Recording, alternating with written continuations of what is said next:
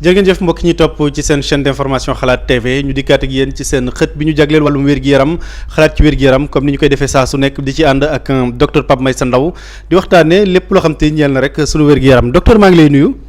Ismaïla maa ngi lay fay maa ngi nuyu suñu téléspectateur u xalaat TV yëpp. jërëjëf docteur di la jaajëfal bu baax itam ci waxtaan wu yaatu yi nga xam te nii depuis octobre ba léegi yaa ngi koy def ci wàllum cancer ak li nga xam te moom moo nekk ci biir yëpp wolof dafay faral di lépp naan jàngoro kenn du ko nëbb docteur ndax loolu yow fajkat bi da nga koy dëggal. loolu de Ismaïla en pratique c'est tellement vrai parce que ñun bu nit ki ñëwee hôpital muy faju mu am lu muy jàmbat ci yaramam lim ñuy wax. ñu koy tuddee ñun les symptômes wala les plaintes mooy le fil conducteur c'est-à-dire que moom mooy tax ñu am yoon buñ jaar wala bàyyi beneen yoon bu fekkee moom bi nga xam ne dafa ñëw di faju ca lam ñuy wax dafa am lu mu ciy jël am lu mu ciy bàyyi wala mu am lu mu ciy yokk njàmbaas te bokku ci jeexintal bi mooy ñun médecins yi daf ñuy induire en erreur daf ñuy jaarale ci yoon ba daf ñuy yóbbu ci mbooy mi liy gars yi naan yóbbu ci mbooy mi daf ñuy yóbbu ci mbooy mi te loolu tey loolu lañ bëgg a waxtaanee ak quelques cas yoo xam ne ñun jot nañ ko dund à l'hôpital yoo xam ne malade bi voilà pour une raison X ou Y dafa am lu ko indi mais li ko indi daf ci am loo xam ne daf koy nëbb ba finalement am na ci ñoo xam ne soit dañoo amoon problème ba bëggoon see perte seen cër wala ñeneen ñoo xam ne dañoo demoon ba sax ba seen bakkan bëgg ci lor. wala ñu dugg xëy na ci exemple yu concret yi ngay junj noonu xëy na nit ñi tamit du ñu xam ñaare ni xëy na médecin bi il est tenu par le secret professionnel maanaam li muy gis ci biir paj mi nga xam te da koy séq ak patient bi amul sañ-sañ génn wax ko ci mbedd mi. absolument loolu tamit c'est pour rassurer les malades ndax kuy liggéey hôpital secret moom ala kulli àll da nga ci jot lu bari da nga ci xam lu bari. muy secret du sax secret rek comme ni ko ni ñu foogee sa wér-gu-yaram des fois sax daa am secret yoo xam ne c'est à l'intérieur des familles yoo xam ne à travers soins yi nga xam ne da nga koy defal nit ñi da nga koy ciy xam mais loolu yëpp c'est protégé par le secret médical le médecin ne doit pas en parler waru ci maanaam comme peut-être li ñu ci mën mooy joxe comme ni ñuy def nii jaar am ay exemples yoo ci joxe mais doo kenn mënul identifier kenn mënul retrouver wu à travers tes propos ne Ismaïla la wala Demba Sam la wala Ndeye Fatou la donc loolu c'est juste à but jubluwaay bi mooy jàngale c'est à but pédagogique mais su dul loolu ñun lépp lu ñuy def lépp loo xam ne malade bi wax nañu ko wala ñu xam ko à travers suñu liggéey nous sommes tenus par le secret médical nga xam ne waruñ ko divulguer te loolu c'est pour protéger le malade pour mettre le malade à l'aise pour que li nga xam ne moom lay wax mu nekk loo xam ne day wax de façon très ouverte ba pare mu am confiance ci li muy wax parce que tamit beneen mbir bi ñu war a xam mooy il faut pas que ñu yaakaar ne ñun les médecins ñun ceux qui sont de l'autre côté là nous sommes des saints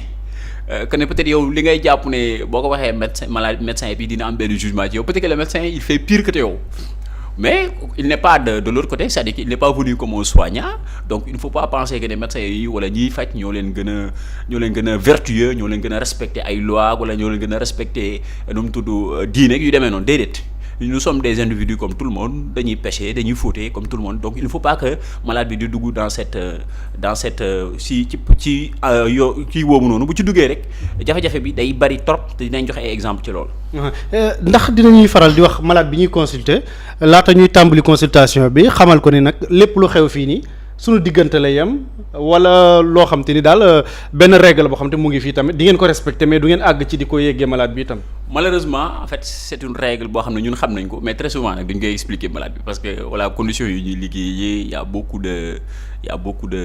de personnes qui attendent y a une pression donc très souvent très sincèrement duñ koy expliquer malade bi surtout sauf mu nekk dans des situations exceptionnelles où yow da ngay sentir ne y a une rétention d'information de la part du malade man fan yi passé am naa ko mais après dama ko mettre en confiance ne ko en fait man li ngay wax fii loo fi wax si sama liggéey la yem te man yàlla xam na ne su ma jógee koo fii su ma dajewaatee yow suba je ne pourrais pas te reconnaître j'oublie ces histoires parce que chaque jour j'entends ces histoires là mënu ma jàpp yëpp sama bopp bi su ma ko jàppee du sotti donc il faut pas penser que ne li ngay wax nii man dama koy jàpp suñu gisantee suba je vais te voir regarder d'un certain regard ma ne ko loolu amu fi ndax ñun tous les jours on nous raconte des histoires comme ça donc buñ ko bëggoon dugal suñu bopp yaakaar naa garab yi njëy bind sax dañ koy mujj fàtte. voilà ñu ñëw concrètement ci biir sujet bi docteur tey malade bi nga xam ne dafa ñëw hôpital mu am lu muy yëg ci yaramam mu wax la ci lim am yoo xamante ni tamit daf ko bàyyi xëy na moo xam pour yan raison moo tax mu retenir yenn information yi concrètement lan la mën a indi ci jafe-jafe yow miy faj. fan yii passé dama ci joxe ñetti exemple dama recevoir benn malade ndeysaan benn jigéen bi mu yegsee mu ne dafa gorge bi mooy metti put bi voilà bi mu ne ma gorge bi mooy metti ma foog li ñuy wax angine mooy infection des amygdales après mooy poser interrogatoire ndax sa yaram bi day tàng ainsi de suite mais comme xale bu jigéen la je lui ai demandé kañ nga mujjee gis sa règle yi mu ne ma ça fait 3 mois gisu ko ma ne ko ndax daf lay arrivé sa règle yi di perturbé wu noonu mu ne ma non ma ne ko da nga am jëkkër mu ne ma déedéet après ma ne ko waa une question très indiscrète mais loolu c'est dans le cadre de notre travail est-ce que sëy nga ak góor ci fan yi ñu passé mu ne ma déedéet ma ne ko d'accord alors ma dem ma commencé di ko consulter parce que xool malade ñaari pàcc la mooy lim lay wax nga dem natt ko ndax lim lay wax dina dëppoo ak yow li ngay gis ci yaramam bi soo qu'on appelle l'interrogatoire et l'examen physique alors ma ñëw di ko xool bi ma ko xoolee y avait rien au niveau des amygdales voilà les amygdales étaient propres amu foon dara ci gorge bi mais yàlla dimbale ma en fait dem naa ba ci def examen abdominal mais bi ma yëkkatee mbubb mi rek ma gis benn masse boo xam ne voilà benn masse boo xam ne à grand axe vertical masse maanaam benn genre comme ku ëmb rek ni muy def benn forme ma ne ko waa soxna si mu ne kanam ma ne ko yow nekkoo en état mu ne ma déedéet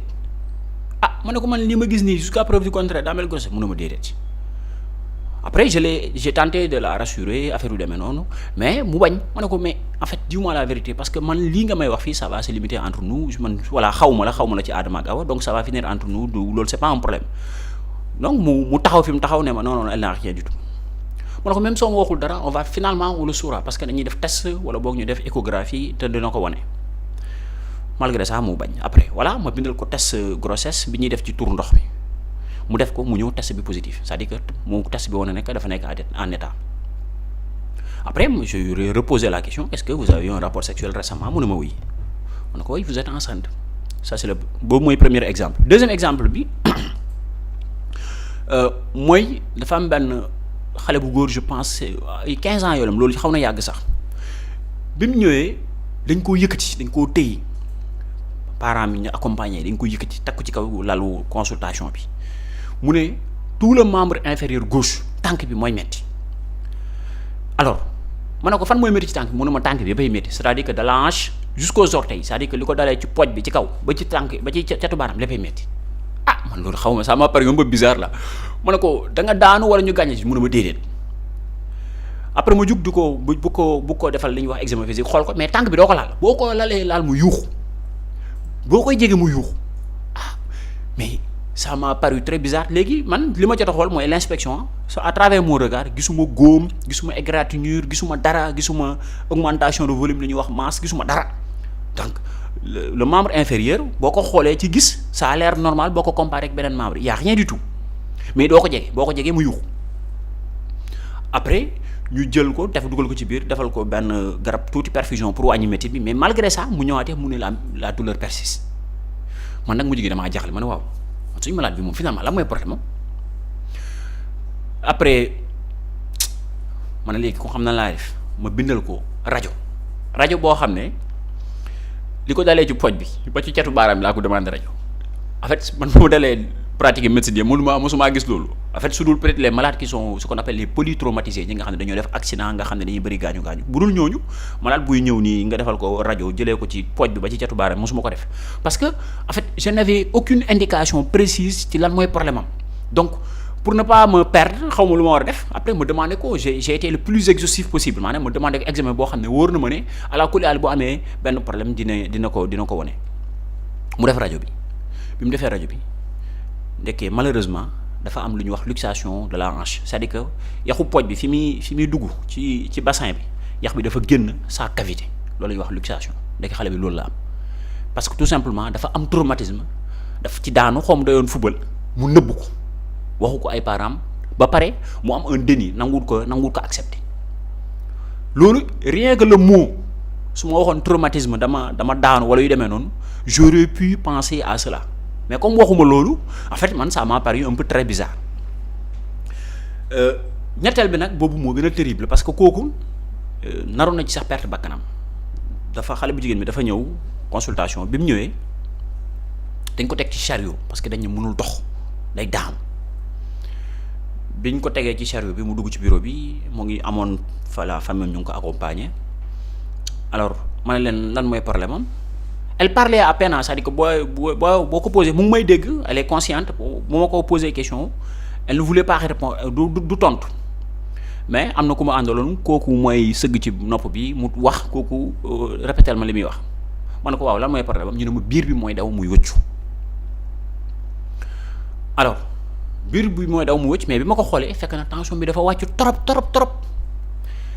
parce que pression artérielle systolique mooy bu cœur bi pompé nga xam ne lu mu néew war na ëpp 100 c'est-à-dire que 100 ba yéeg ci kaw la war a tolloon moom mu ngi ci woon 72 alors bi ma gisee ne tension bi dafa wàcc ce qui est logique quand même par rapport ak li mu wax c'est-à-dire que gastro-entérite boo koy def maanaam sooy wëcc sa biir di daw da ngay perte ndox mu bëri te ndox moom ci deret lay jógee ko donc boo perte ndox mu bëri donc quantité de deret bi nga am sa yaram day xaw a wàññeeku du coup sa tension bi day wàcc loolu c'est tout à fait logique ba ci li gën a conforté loolu mooy ci chariot bi ñu ko teg sax dafa am tuuti cabinet yu taq ci biir bureau consultation ba mujj gi damaa mujjee quitter bureau boobu dem ci beneen bureau donc presque j'ai mon diagnostic c'est-à-dire que présenté na ma tableau boo xam ne mooy biiram day daw muy wëccu en plus de ça qui c'est compliqué de ce qu'on appelle une hypotension c'est-à-dire que tension bi dafa wàcc ce qui est très logique parce que gastro-entérite day waral biir buy day waral tension bu wàcc après man j'ai eu mon diagnostic quoi pour man voilà c'est donc biir buy daw bi peut-être dafa déshydraté moom ëpp li mu perte ndox moo bëri donc nañ ko dugal ci biir saa li ñu réhydraté ko guddi la woon Ismaïla ñu réhydraté ko pendant toute la nuit ñu koy defal ay butéel mais la tension peine à remonter ba benn instant ci guddi yi benn infirmière ñëw na ma docteur mu ne ma naam mu ne ma suñ malade bi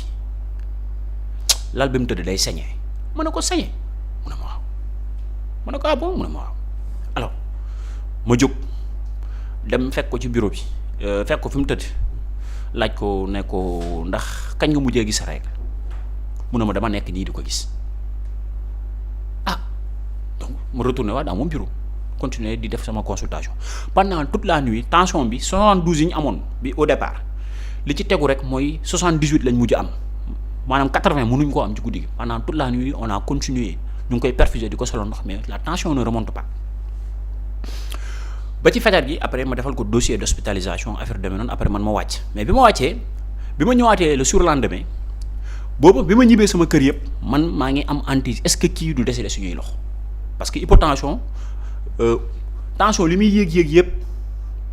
bu yéeg bi moo tax ne bu wàccee ba mu ëpp moom c'est une question de minutes ou d'heures la malade bi di décédé si on ne fait rien du tout te loolu ni nga koy comprendre mooy tey jii Sen'Eau bu amul ndox bu bari ci réseau buñ tijjee suñu robinet yi duñu am suffisamment d'eau quand on n'a pas suffisamment d'eau ñun peut-être doomu aadama mën na ko muñ parce que doomu aadama doo nekk di naan de façon continue doo consommer ndox de façon continue mais nos organes ils consomment du sang de façon continue donc su fekkee ne amul suffisamment de sang c'est-à-dire que day am ce qu'on appelle une insuffisance circulatoire c'est-à-dire que organes yi dootuñ doyee duñ am ndox mu doy duñ am sang bu doy léegi bu ñu amul sang bu doy en fait les organes vont se dañuy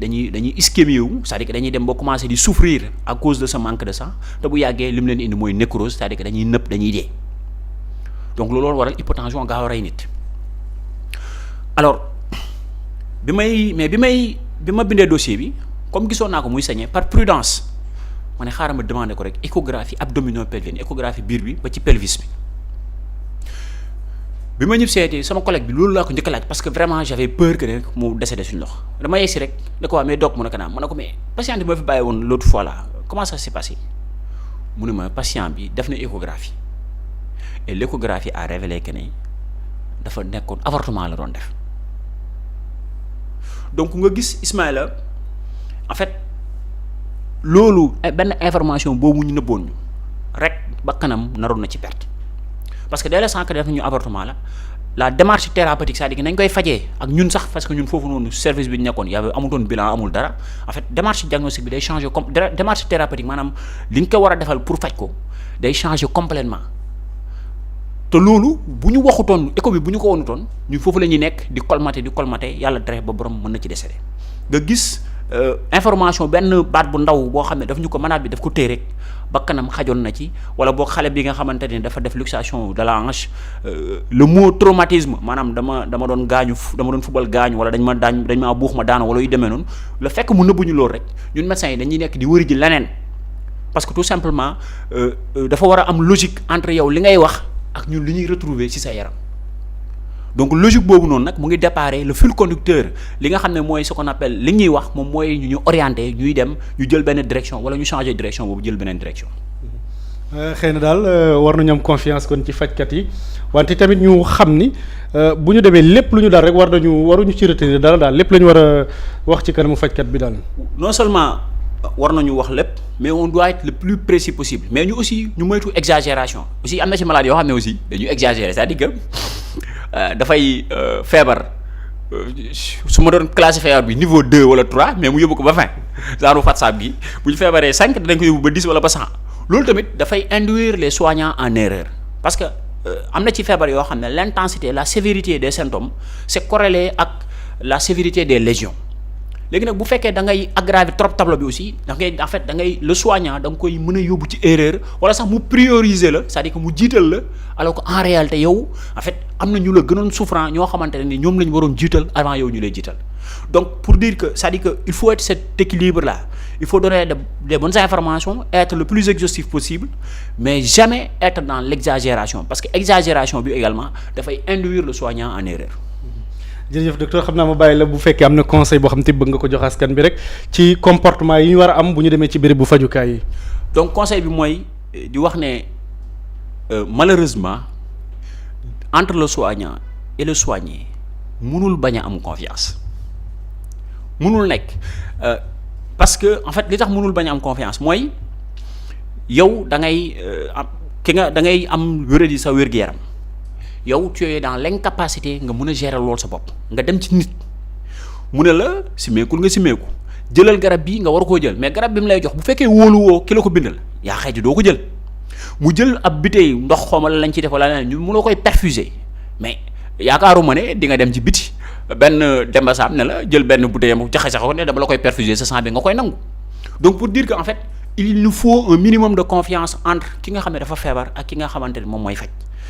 Je ne dirais pas une confiance absolue ou aveugle parce que je dis aux malades soyez très vigilants parce que cette vigilance là day tax soignant bi nit la des fois mën na balaa muy juum en fait yow mën nga ko bu fekkee ne tu es très vigilant mën nga ko corriger parce que ñun ñëw dañuy juum en pratique